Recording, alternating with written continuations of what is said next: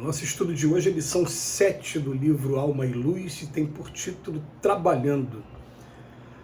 Quando estudamos a lição dos trabalhadores da última hora nas páginas vivas do Evangelho, recordamos que realmente trabalhando é possível alcançar todas as realizações que nos propomos atingir. Trabalhando, o coração empolgado pelo desânimo pode converter de imediato as trevas da amargura em claridades imperecíveis de alegria e esperança. Trabalhando, a criatura frágil se fortifica, pouco a pouco dominando o campo em que respira, vive e cresce.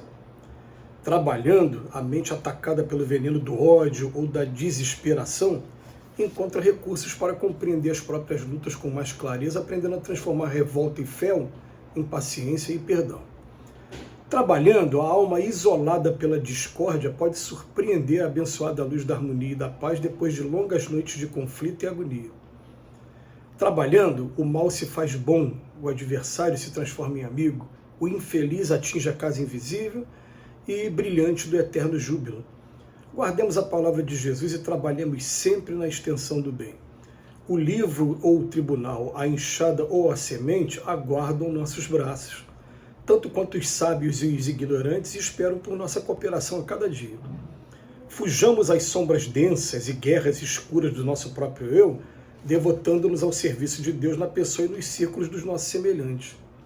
Plantando a felicidade dos outros, encontraremos a nossa própria felicidade. Um anjo que se põe a dormir num vale, tentado pelo perfume das flores efêmeras, pode repousar indefinidamente nas trevas, enquanto que o aleijado que se dispõe a arrastar-se, sangrando o corpo e cobrindo-se de suor na subida do monte, pode alcançar a glória do cimo e banhar-se de sublimes clarões antes dos que dormem com a graça divina da gloriosa alvorada. Os últimos serão os primeiros, disse o Senhor. Em verdade, será difícil a compreensão de semelhante ensino para a nossa lógica habitual. Entretanto, se vives servindo, compreenderás que o trabalho realmente pode operar o divino milagre.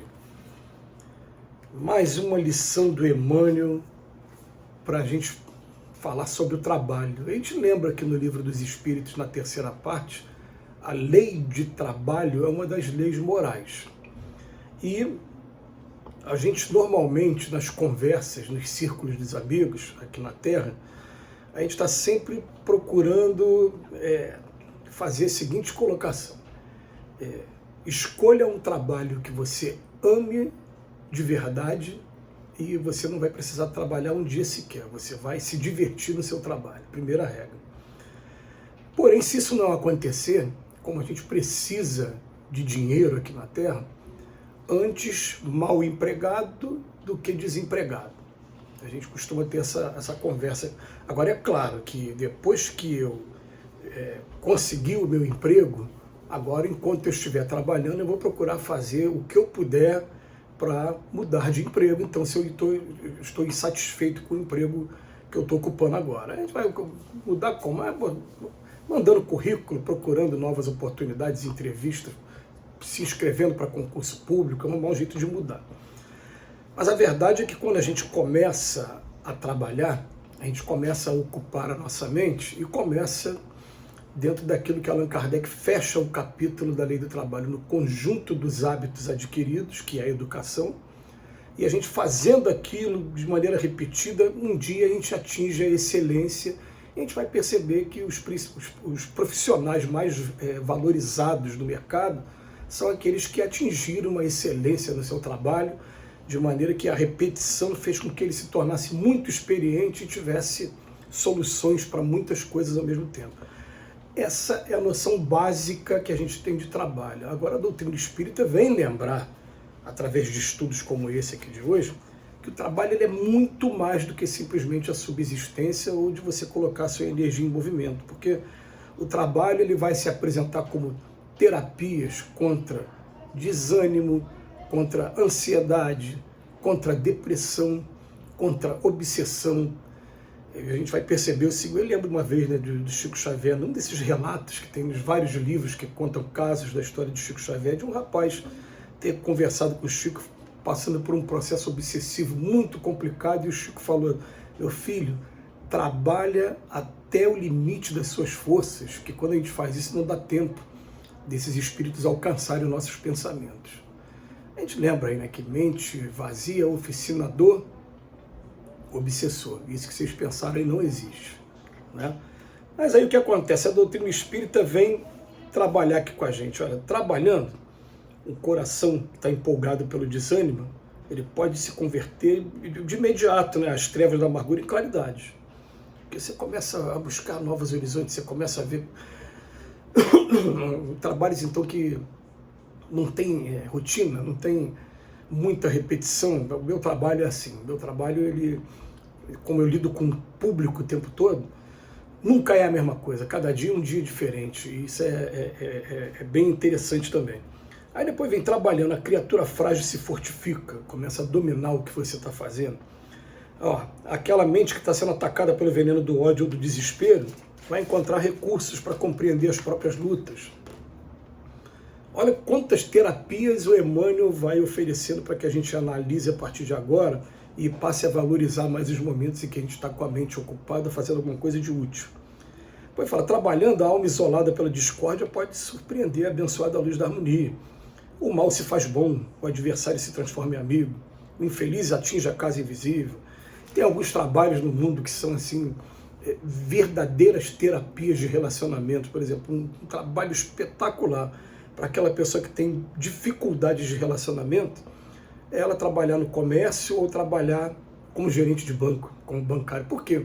Porque o bancário ele tem que desenvolver uma simpatia porque ele trabalha com metas. Se ele for uma pessoa antipática, ele vai ser preterido com relação aos outros gerentes que vão estar oferecendo os vários produtos que os bancos oferecem, os empréstimos, os investimentos aí da vida. É a mesma coisa no comércio. Então, a pessoa não se dá conta disso, né? Mas quando ela arruma esse emprego, fala, agora eu tenho que conquistar o cliente, mesmo que eu não concorde com ele, que eu não gosto dele, o cliente tem sempre razão, a gente começa a desenvolver relacionamentos humanos, é interessante isso, né?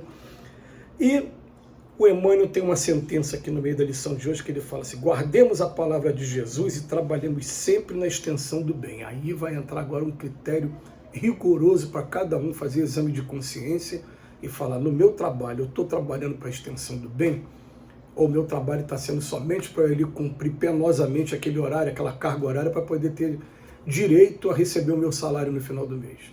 E a gente vai chegar à conclusão de que não tem trabalho na Terra que a gente não consiga converter em extensão do bem.